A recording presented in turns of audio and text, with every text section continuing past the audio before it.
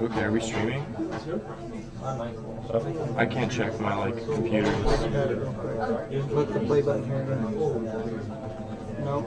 No, my laptop can't play YouTube videos. My friend did but they worked at. Check the YouTube stream. Jace, check the YouTube stream.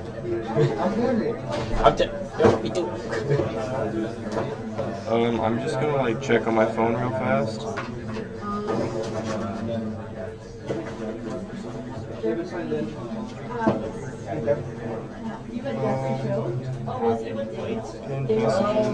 Are we literally out of place? Are we really out of place? Okay. Seems like we're getting settled and stuff, which is cool. Okay, we are live. Okay. Oh, sweet. We are live, so we're good. We're just taking the last minute or so to make sure the stream is running and doing its thing. But before we actually jump into things, I'd want to mention for one thing. Hi, my name's Jake, one of the officers with CSG. That's Andrew, who's gonna teach you guys how to hack. Not really, but anyway. So we're CSG. One of the things that we like to do, one of our goals as a club, is to try to sort of provide newcomers with sort of show them the path towards this is the type of stuff you want to learn if you are interested in security, because we know that in especially undergraduate level, it is not exactly taught very thoroughly in school. So it's a lot of when you're early in the field, it's easy to feel okay, I want to do this, but I just don't know where to start. And that's sort of what our purpose is to a large extent, is to help get people their sort of foothold into the field. So throughout the year, we try to do things like introducing some concepts and introducing some tools and stuff. And our goal is to show you guys the way so that you can start learning not only with us, but also go on and keep learning on your own if you're interested.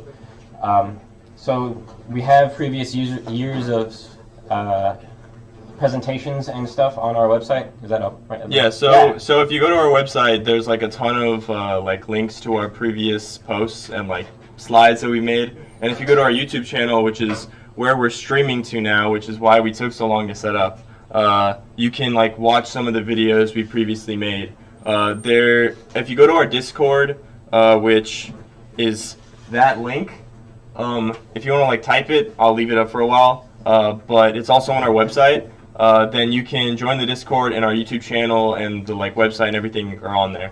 If you Google UTD CSG, we're the top link. So yeah. Okay. So and one thing that I just want to make sure is make sure it's clear before we actually get started is that's our main goal. Try to get be welcoming to the beginners. We've also gotten a lot of requests in the past. Hey, we're okay, these concepts look really cool, but we're really interested in seeing what it actually looks like to do this stuff live, which is why which is what we're trying to do today, is give a view of that. So if you are if you consider I see some familiar faces, welcome back. I see some new faces, and if you feel a beginner and maybe this is sort of a dive into the deep end, we're not trying to intimidate anyone away or anything like that. We are trying to be as welcoming as possible. So if you're not, even if you're not 100% in step with us during this presentation, stick around. We are here to try to help. But I'll let Andrew continue showing you guys how to hack. Okay, so before I start the whole presentation on hacking, I also wanted to say that we're going to start doing fire talks. Basically, we're going to want y'all, if y'all have something you know or something you find interesting and you want to do a topic about it and you want to talk about it, come talk to me after this or message me on Discord. My name is generic on Discord. Yeah, I know, it's a very unique name. So basically, if you have a topic that you want to talk about, or you have something that you know about and you want to share with us, even if you don't know about it and you want to learn about it, come talk to us and we'll help you create a presentation, learn about it, so you can give. It's a really good experience. We don't mean come for half an hour presentation. We mean 10 minutes. We're not asking a huge amount from people who are interested in fire talks. It's really just to show up and talk about something cool that you guys have found or learned about. Yeah. that's basically what that means. Another thing is that before I start the presentation, I want to just say that, like, although I'm standing up here on a podium and stuff, if you have a question, like, just ask it. If you don't feel comfortable asking it, join the Discord and ask it. I'm looking at the Discord right now. Google Questions isn't working for some reason, but I will like look at the Discord to see if anyone has any questions about it, about what I'm doing. I'm also gonna try to like get y'all to, you know, do this hacking session for me. I know the solution to this. I've done this. I've hacked into this machine before, but I want to see like y'all kind of work through it as well instead of just like listening to me talk for however long. So really quickly, this is a really beefy slide, I know, but I made this so that when we post it online, you guys can reference back to what I said, or watch the video and see it and read it in your own time if you want. But basically, a quick overview of what I'm going to be doing and the steps that I kind of take for this entire process is recon. That's the first step. So recon is basically finding as much information about the target or the machine or the computer or the server or whatever you're trying to break into or pen test.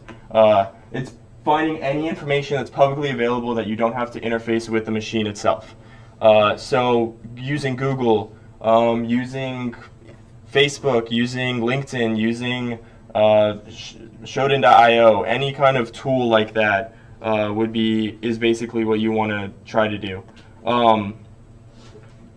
And someone's saying that I'm not loud enough. Okay, I will try to be. Basically, I think it's like my microphone is this mic, not this mic. Anyways, but that's what recon is. You just want to find as much information without actually interfacing with any type of machine. Because when you're doing recon, it's so that when you start to interface with machines and you start to scan them and you try to break them, you know information so you don't do things out of line and you're a little bit more efficient in your process. Because if you find something that you could have found in recon during enumeration, well, that's like an extra hour, an extra day, an extra process that you could have skipped by doing recon. It's just getting your ducks in a row before you start, sending your ducks out. Then the next step is enumeration. This is when you're going to start actually scanning the boxes, using scanners like Nmap, using things like Nessus to find vulnerability. I'll go through that. I'll go through all of those tools right now. This talk isn't really about like, here's some tools and let's use those tools. This is more like the general idea of what you're supposed to do. Again, by the way, for recon, since this is a hack the box machine, there's not going to really be any recon. They give you an IP address and you break into the IP address. So I'm kind of skipping that step. But enumeration, you're basically just scanning everything to know any information you can about services. You want to find out any kind of application that's running, what web apps they're using, what the operating system, any kind of information like that. Another step is exploitation. This is the fun part. That's the most fun part for me anyway. Is now you've enumerated and now you've scanned and you've like done all of this stuff. Well, great. Now you get to actually break into stuff and you get to craft an exploit, craft something so that you get access to something you weren't supposed to. Let's say you're trying to break into a company and they want you to break into their user shares, or they want you to get into their SQL database that has all of their users in it. Or you're going to a bank and they want you to be able to get into the vaults open the vault remotely. I don't know why they'd have vaults connected to the internet, but maybe they do. So that's just basically what an exploit is. Don't think that you're writing like 0 days on the fly for the most part. For the most part, you're using other people's exploits and you're not writing your own 0 days. Except for Jake over here, because he's the 0 day master. Not really. But after you exploit and stuff, then you do escalation, and so escalation is basically once you get access to something that you weren't supposed to, can you go anywhere from there? Let's say you get user access on a machine. Well, in this case, we're going to be getting user access first. Well, we have user access, but we don't have control of that machine. All we have control over is whatever that user has access to. And for a lot of companies and a lot of websites, that user that you have access to is a web user. It's not, you're not going to be able to do a lot of things with that. So we're going to want to escalate to a root account or to something that's higher than what we are. Or even sometimes, not all the time, but sometimes you don't increase or escalate at all. You just pivot to another point in the infrastructure so that maybe that will allow you to escalate further. Because you won't always be going in lateral movement. You'll sometimes be going, horizontal, like you won't always be able to just get an easy root exploit. You'll have to move around the network in ways that that people necessarily wouldn't have thought of because they didn't know that you could do that. That's the point of a pen test, is to see things that the blue teamer or the security engineer didn't think of. Then persistence. If the way you got in got patched, or the way that you got in, they kicked you out after a while, you still have another way of getting in. You leave some kind of backdoor. And I mentioned here that I don't think I actually wrote this, but you don't want to put a backdoor necessarily, because other people can get in backdoors. You want to have some kind of persistence that only you can get to, and only you will be able to, and it only calls back to you. The last but not least is cleanup, making sure that no one knew you were there. If you're working for a company, cleanup is more of a procedure of leaving the box how you found it, rather than leaving no trace that you were there. If you're doing a covert or you're doing black box testing, then that means that you're not supposed to be there at all, and you are hired to make sure that they can't see you. So cleanup is essential because you want to start deleting log files, or not deleting actually, but replacing log files with how they looked before you got in, so that it looks like nothing ever happened. There's a lot of talks about persistence and cleanup and exploitation and different techniques and stuff, and I highly recommend looking at Black Hat talks and going to Reddit/rnetsec, because they have a lot of great information on those websites for that. So I'm gonna be moving on to what we're gonna be breaking into today. So all we know is, so the website that I'm gonna be going into is Hack the Box. And basically, Hack the Box is a website where you have to break into the website in order to get this. So they don't let you just sign up. You have to break the invite code in order to actually use the website. But it's just a war network with a list of machines and IP addresses, and all they give you is the IP address, the difficulty rating, and the operating system. The difficulty rating I think was easy for this one, maybe medium. It's a user-based rating, so 50 users rated it easy, 10 users rated it medium, and so on.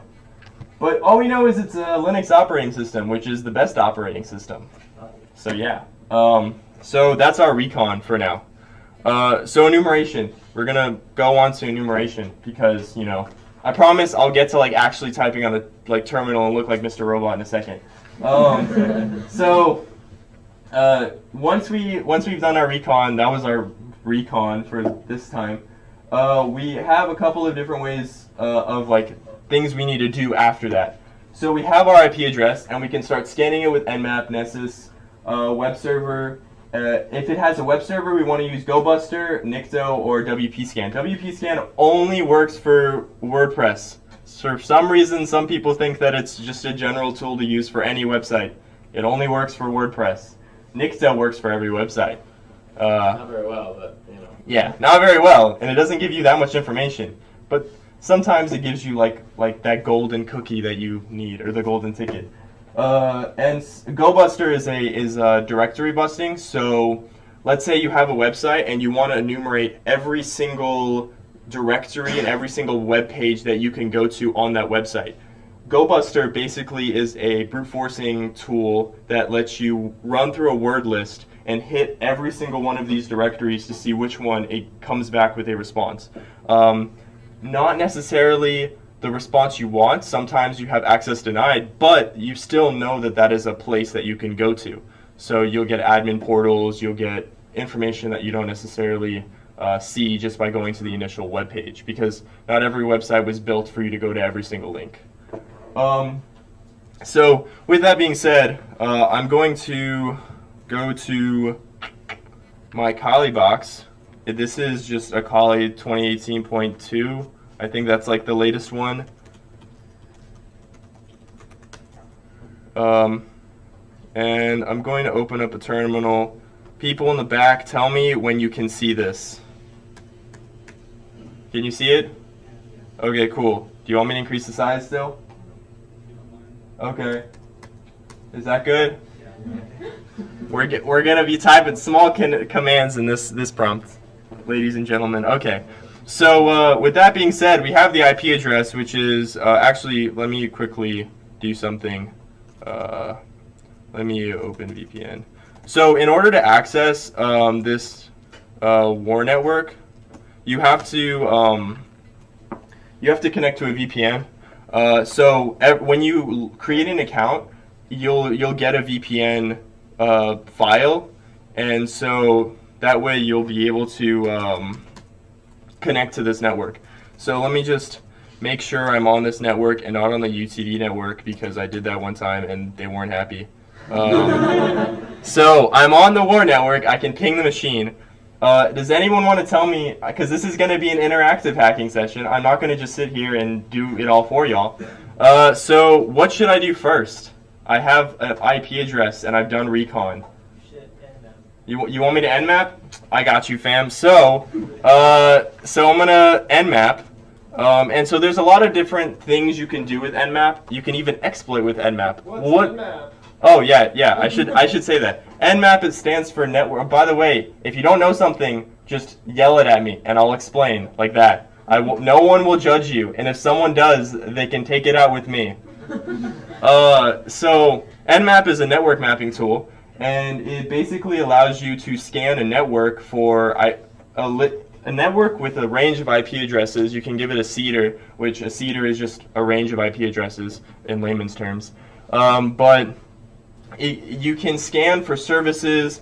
You can scan for a ton of different things that you would want to know on a machine. Like if it's running an HTTP server, if it's running if it's open SSH telnet, if it's running something that you necessarily wouldn't be able to just see from like browsing to the link. So key phrase is port scanning. What? Port scanning. That's Yeah. what he's Yeah. trying to get across. Yeah. So port scanning, which people open ports to use services, basically. So Nmap, there's a ton of different options you can do. For Hack the Box, I find that if I do lowercase, by the way, lowercase and uppercase is different in Nmap. You should read the wiki or the man page on it. It's like pages long, so highly useful. But anyways, so SV, TAC, SC, TAC, I'll explain what these do after I type them. TAC, P, TAC, and then what's another one? TAC, O, A, Celestial, and 10.10.10.85. Did someone raise their hand? No? Okay. I heard it. I saw a hand. But so basically what this is doing is TAC SV is service version. So it's service enumeration, seeing what kind of services are running. Then it's SC, I forget what that does. Send connect. Oh, connect scan. Yeah. So if that's a little bit more technical for me to get into right now, I don't know if I want to get into that. Don't worry about it. It's just very helpful in this situation. Jake, you have something to say? I mean, if we we're not trying to teach anyone how to use tools. Though, if you have questions about the technical very specifics about tools about this presentation, I'm totally open to questions afterwards. We just don't want to spend too much time on stuff that you can read from the man pages. Yeah, okay, I was just making, standard scripts. Nick saved me in Discord. SC stands for standard scripts, not scan connect. Gosh dang it, Jake. Trying to make me look bad. SS is scan, so I thought SN is SynScan. SS? Okay, we're gonna have this conversation later. So SC just stands for standard scripts, checking with a standard list of scripts to enumerate through. TAC is scanning for all ports instead of the common 1000 ports, but the common 1000 ports are not, thanks Nick, that's Nick by the way, So TAC is scanning for a list of the most common 1,000 ports, which does not mean port 1 through 1,000. It means the most common 1,000 ports, which could go up to 3,000, as we will see. TAC O and capital A stands for output all, which is every single different type of output. And then I list the file that I want it to output to, because if you scan, you never want to have to scan again. There's no reason once you scan once to have to scan again unless you think that something new is going to pop up in your scans. And even then, you want to have your old scans to compare to. So that is why you always want to output your scans. So this is scanning. I could press enter. Imagine I pressed enter. I didn't want to sit here and wait. So I have a directory,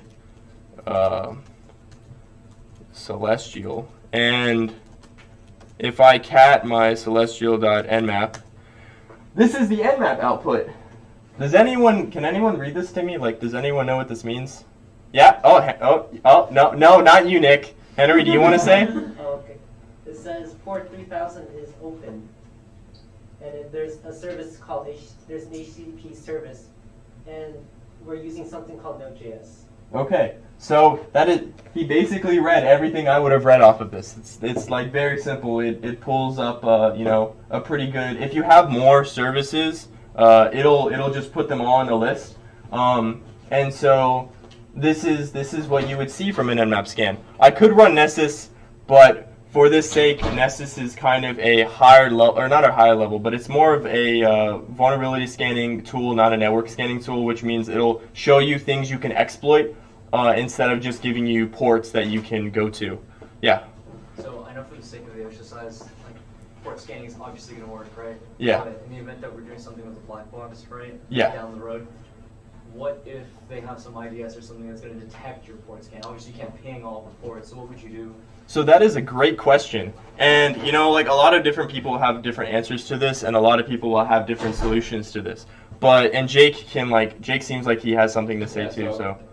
Like a couple different things. My first thought would be first I hope that from Recon I know exactly what type of IDS they have. If I have that knowledge, that's really useful. That way I can know how exactly it's filtering and what sort of rules it's following. Like a lot of systems are going to say, okay, am I getting a bunch of connection attempts from this one particular IP address over a short period of time? And so a couple of different solutions might be trying to use multiple different IP addresses, which admittedly is hard to do if you're not part of the business. It's not as hard as you. So there's there's tools out there to do that. I'm gonna jump in there. Okay. So yeah, you can use that. There's also a built-in tool in Nmap called it's a throttler, which allows you to throttle the number of scans and space them out erratically between a certain time range. TAC-T is the option, and then there are 3 different layers to that. There's 1, 2, and 5. I think 5 is the fastest. 2 is what people normally use when there's some IDS, but not really that strict. And then 1 is go and get a cup of coffee for the next 3 days because you're going to be waiting for a while. So yeah. Yeah, that's basically where I was going to go. The other main thing would be changing the rate at which you scan these things to help you get around it. But even then, sometimes it's not about an IDS or how fast you're scanning. Sometimes it's just there's a firewall and you're just none of your packets are going to get through. And you just sort of all right, either A, try to compromise the firewall, or B, just look for just find whatever they most likely have to keep something open to the internet. Just enumerate as much attack surface as you can, and then go from there. Yeah. So that was a great question. If you have more questions, please ask. We are not afraid to answer. So you've Nmap now, and we see that there is a service, an HTTP service, so it's a web service running on port 3000, and it is a Node.js service. Does anyone know what Node.js is? Okay, not very many people, but people. Okay. Well, Node.js is just is just a framework, as it says. It's a web framework for you to program a web service. It's a server application that you can make web applications with. I know that's a terrible description, but you'll see why I don't know very much about Node, yet I can still exploit it, because it still follows programming rules. So now that we have this information, what do we want? We know it's a web application, so what do we want to do now? What else what are some tools that I said we can use after we nmapped it, back from what I just said in the presentation? Anyone want to give me a hint? Not you, Nick. Yeah. Nikto? Nikto? Okay. I can Nikto it for you. So Nikto, and then I believe it's just I haven't used Nikto in a while, and then you have to specify the port, and I can press enter, and this is not how I think you have to, I think there's a host. See, I don't know every tool, but I know how to figure out how to use every tool.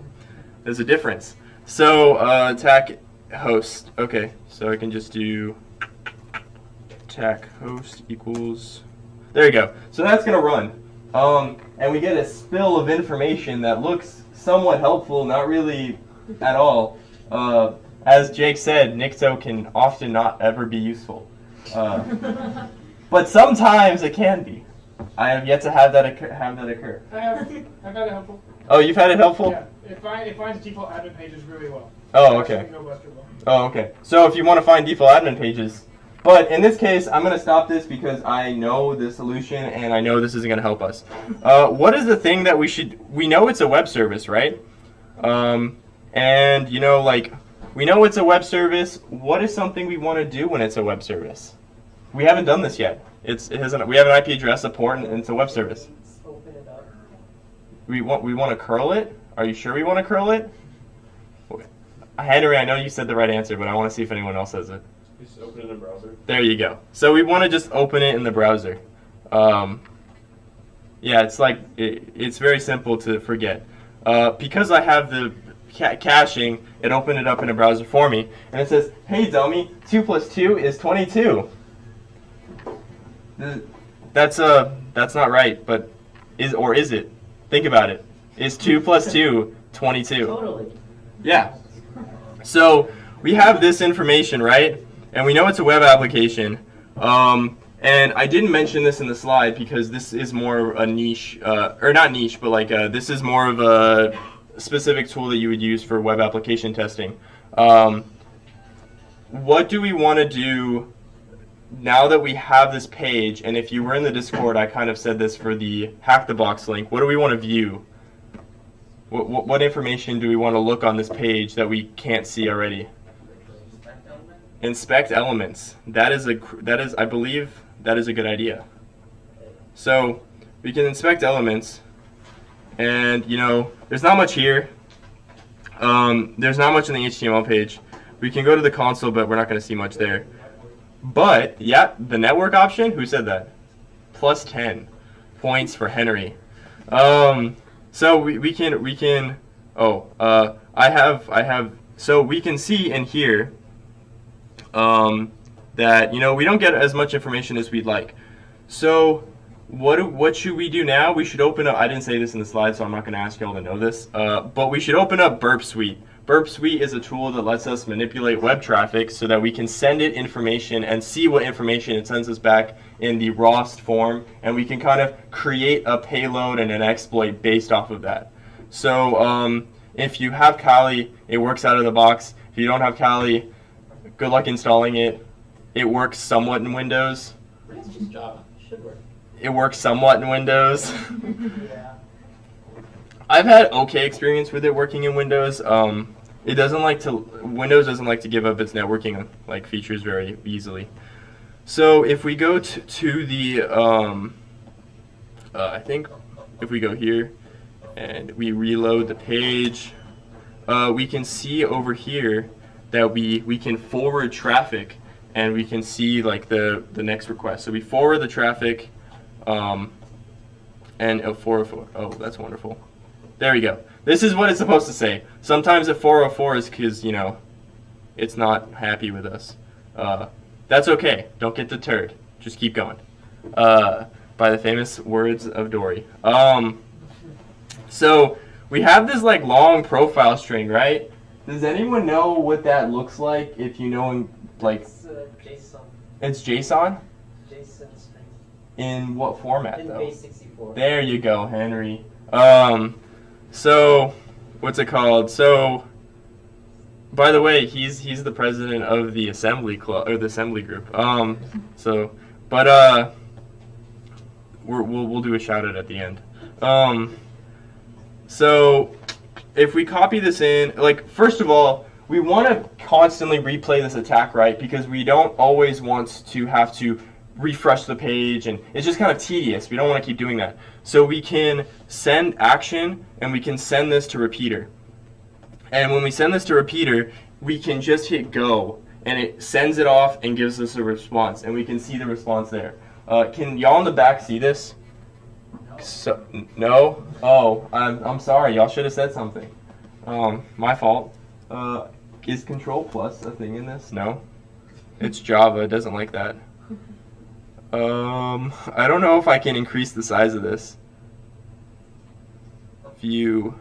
No. Well, I'm sorry. I don't think this lets me. Can I plus? No. Yeah, it won't let me increase the size of this. Does the OS have like a zoom thing that you can like a magnet? Does Kali have a zoom feature? Zoom. Zoom. Is there a magnifying glass? Magnifying glass. Don't think that's the thing I'm looking for. Maybe on the VM you can actually zoom in. Yeah, that's what I'm trying to see. Scale mode. 150? Yay. Is that better? Wonderful. I'm gonna like move this over. Okay, cool. So we have the string. It's base64 encoded. We don't know what it is exactly yet. Henry probably has a hint of why it's what he thinks it is. But technically speaking, we don't know what it is. So another great tool that Burp has is we can send to decoder, because we don't want to decode this by hand. Like, what is this, like 1960s? So we can send it to the decoder, and we can decode as base64. And this is URL, like URL gibberish. We can just delete that. But we can see that it's JSON now. It's user, dummy, country, I don't know, probably somewhere dumb, city, lametown, num2. It's a wonderful way of doing things. But now that we have this information and we know that we send this information to the server when we connect to it, what do we want to do with this information? What do we want to try to do in like more enumeration / exploitation now? Because we're moving towards exploitation. Change the username. Okay, well, we'll change the username. So let's change it to CSG, and we will encode as base64, and we will copy. Oh, I removed the closing brace. My bad. See, good catch. Let's. You want to encode that last equals sign in URL encoding on the base64. I know what you were talking about. I think it should be okay. If I recall from this box, it doesn't actually complain too much. If encode as base64. Let's see if this works. It kind of was fidgety, but so we go back to the repeater and we have this, and we will put that in, and then we hit go. And hey, look, we made it do something it wasn't supposed to do. That is exploitation. We're done. Let's give ourselves a pat on the back. It says CSG instead of dummy now. Let's go. Gosh dang it. But no, cool. But let's go further. So we can see that, you know, what we give it, it lets us to it does something on the server. So let's go back to the decoder. And does anyone have, other than Henry, sorry Henry, anyone have anything they want me to do to this information to see if it breaks something? What do you guys want me to do? You. Can you change the 2 to like something else to see why we get 22 somehow? So change it to 22, encode. It's already encoded, dude. It updates in real time. It okay. You guys are just better than me at this. Make sure you don't like screw up. Yeah. So we're gonna hit go again, and it's putting it together. Yeah, let's clap for it. So we can see that it's basically just putting the two files or the two numbers together. But that's kind of boring. Like, let's be real here. That's really boring. Let's do something that we shouldn't be. Let's add another like tag and see what happens. So I'm gonna add a tag called CSG, and then it's going to have potato. And we're going to take this again. I wonder if I can like right click and send this to. Nope. Okay, I didn't create a payload. But anyways, there's a way that you can like automate this a little bit more, but I'm not doing that right now. So let's go. And it did nothing. So we know that we can't necessarily give it a new tag, or we know that it's not necessarily taking the extra tag we're putting and displaying it. So it's not. We know that it might be ingesting the tag, but it's not displaying the tag to us that we inputted. So let's go a little bit further. Let's give, instead of a number, let's give like letters, and let's remove our like test case here. So we copy that. Where's repeater? So let's go over here. Let's put that in. Let's go. And oh, what is this? We broke something? We broke something? How dare we? So basically we can see that it's we can't really, you know, we're broke something. I don't know what else to say. We broke something. So at this point in time is the time where I would normally just start Googling around for a ton of different Node.js exploits, and like seeing what there is out there. And you know, being the person I am, I didn't want to make y'all sit through me Googling this. But so I already found one, and if I clear this, and if I cap my exploit.py, basically what this is doing is it's a deserialization exploit of a Java or of a Node.js object that we can inject into and use the eval function. A lot of, like, I'm saying a lot of big words, I know. It's not that hard. You just like click enter and it gives you a payload and you insert it. I'll show you. I'm not very smart. It's not that hard. But so we have this exploit, and if we generate exploit. It's Python, so you know you need to type Python. Exploit.py, and we need to give it the L host and the L port. So if I do if config ton 0, we can see that my IP address is 14. So if I copy that, and then I do exploit, and I give it my IP address and port 777, because you know we want it to be lucky, and we have this like giant X like object right here that we can pass into it. I'm gonna decrease this because it's really hard to work like that. But we want to copy this entire string. We're gonna copy it, and I have already created a payload that uses this string, and I'm going to replace the part of this, which is all the way to here, and insert, delete.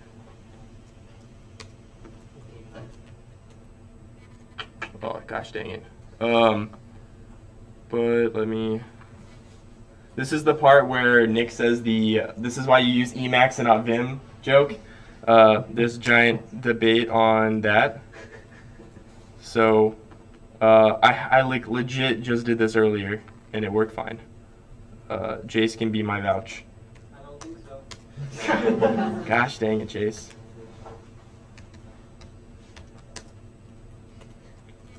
Okay, well, so basically what we have to do is, I'm going to just open up, I have a better idea. LeafPad! Better than Vim and Emacs combined. Like, it is the best, it is the best.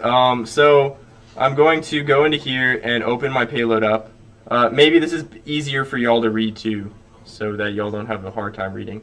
But what I'm doing here is I'm adding an RCE function that we know that it ingested, but we know that it doesn't display. We wanted to ingest it and use the eval function, which is a call in Node that will allow us to run commands on the server. And the exploit that we're running on the server is going to allow us to have a shell. It's a very basic shell, but we will have a shell on this.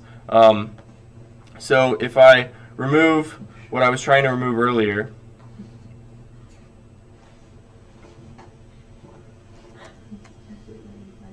it's like a really long string, so, you know.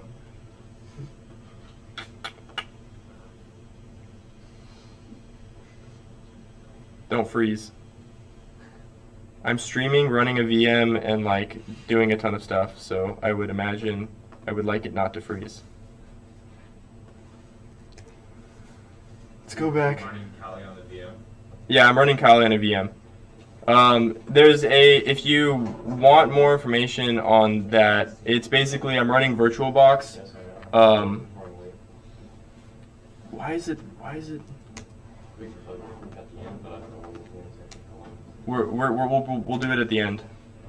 I'm gonna like run this and then we'll be done. It's just that I forgot that my IP address changes every time I connect to the server.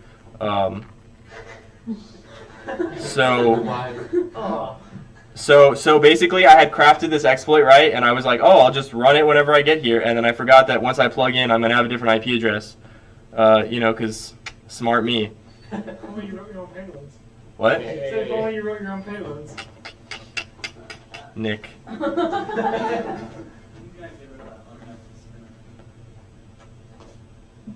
just write your own Python script that did that. I could have, but That's what I did when I did it. I had class. That's going to be my excuse. Okay. Which class?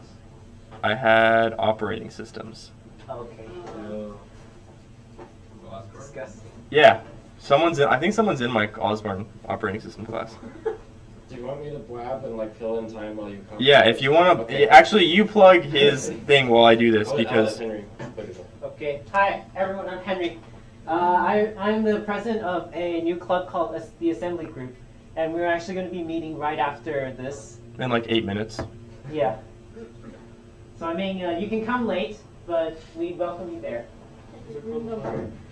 Give a little spiel on what your club's about. Oh.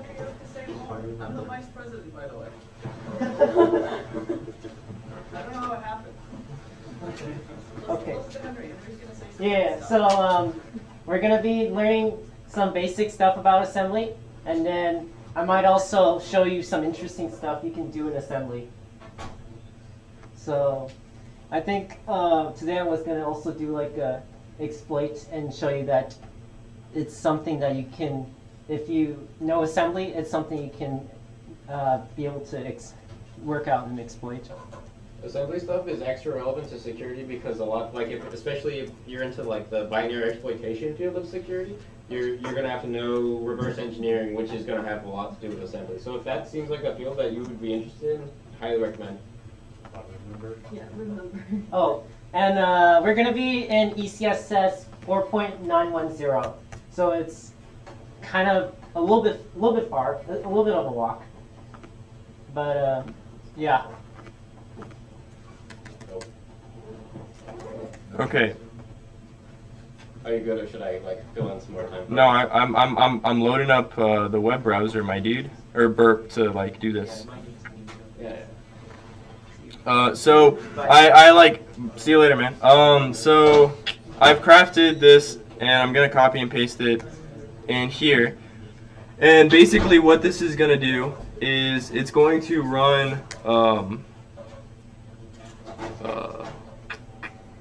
it's going to run this eval function in a bunch of bytecode, or it's just going to run this, and it's going to give me a reverse shell.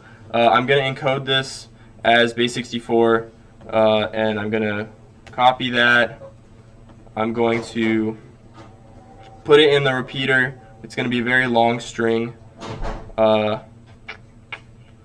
let me scroll up to make sure it copied right. And I hit go. Oh, I have a bracket missing. I think it's because I deleted something. I know what I deleted. Don't worry, guys. So, also, just by like a reference of show, like I mess up a lot. What? Go back to the closing bracket. I'm missing a closing bracket? Yeah. After the two closing. Here? Yeah. Yeah. Gotcha. So, like, just showing from like me doing this, I'm not an expert, but like I still got an internship and I still like did stuff, and so it's not. You don't have to be an expert at this. It just, you know, practicing a little by little every day can really like go a long way in the security field. Also, like, expect yourself to mess up, because like he could have easily been like, this exploit didn't work. I'm going to move on to something else. But like, the issue was not the exploit. The issue was the fact that he had an encoding error, and so. Good. Yeah, which I'll show you. Like it says in the very top of this, which we know it's running. It says unexpected curly brace. Basically meaning that like I didn't have in programming. You would compile and your code would say unexpected curly brace or something like, or parentheses or something like that. And because of that, I was like, oh, that's my fault. Let me fix it. Yeah, as Nick was saying. So let me paste this in. Decoder, copy, repeater, paste, and you know this is gonna run. But wait, we don't have anything like gonna listen. How are we gonna get our shell right? Like that doesn't make sense. So if we send the request in, it sends this, and we're like, oh great, but we didn't get any shell. We didn't get anything that ran, right? So what was the point of that? Well, we have to run a listener, and basically. I have a listener set up, and this is not IP dependent, so like I don't need to worry about it. But it's a netcat that's just going to listen to anything that comes back on the port 777. So if I run netcat tech L for listen and some other stuff for some cool, I'm connected. Hey, it worked. So if I run it again. For example, if I like close out of this and I run it again, what I'm basically doing is I'm sending myself a shell by calling.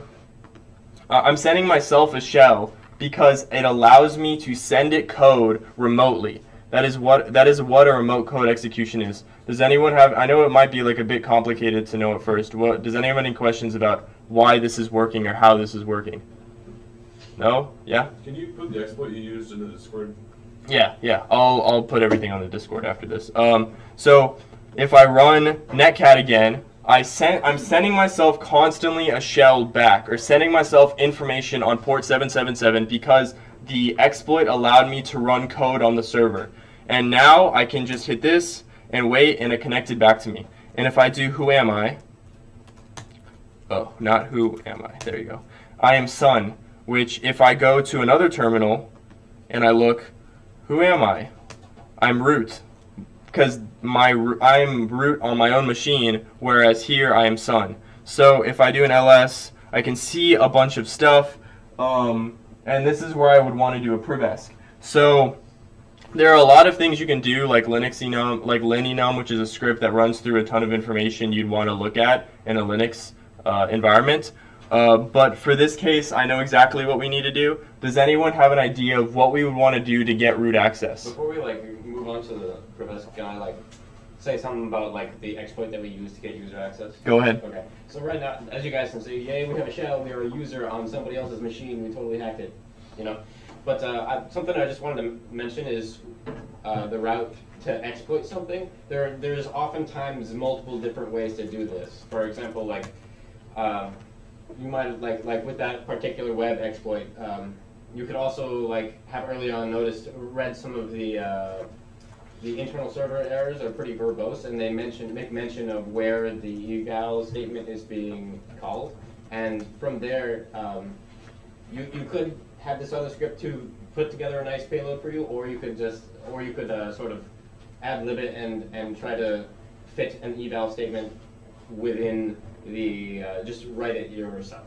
You don't even need to add a new tag. You can figure out which one of these attributes of the Node.js of that cookie is being evaled, and so it's not necessary. So what I'm trying to get across is there are multiple different paths, and it isn't. And even if Andrew was not fortunate enough to come across this script, it would not be that it's not beyond anyone here, I think, to So there's a proof of concept.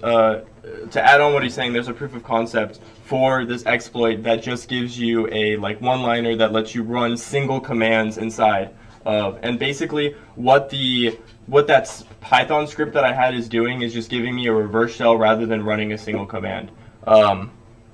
So there are multiple ways of doing things, and there are two ways of even breaking into this machine if you want to try to do the other way of crafting your own exploit. This is kind of the, dare I say, skitty way of doing it, because you're just running a script to run it.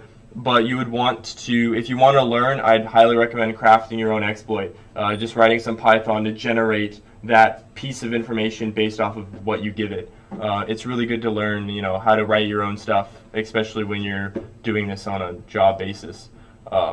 But I don't have enough time to do the root exploit. It's relatively easy. All you do is edit a file that lets you run scripts as root. Super easy. I'm gonna wrap it up right now. Before I do, does anyone have any questions about what I did or anything at all? If you don't want to say it out loud right now, just come to me whenever this is all over, and I'll answer it. But you guys should head over to Henry's assembly group meeting. Sorry that this ran long.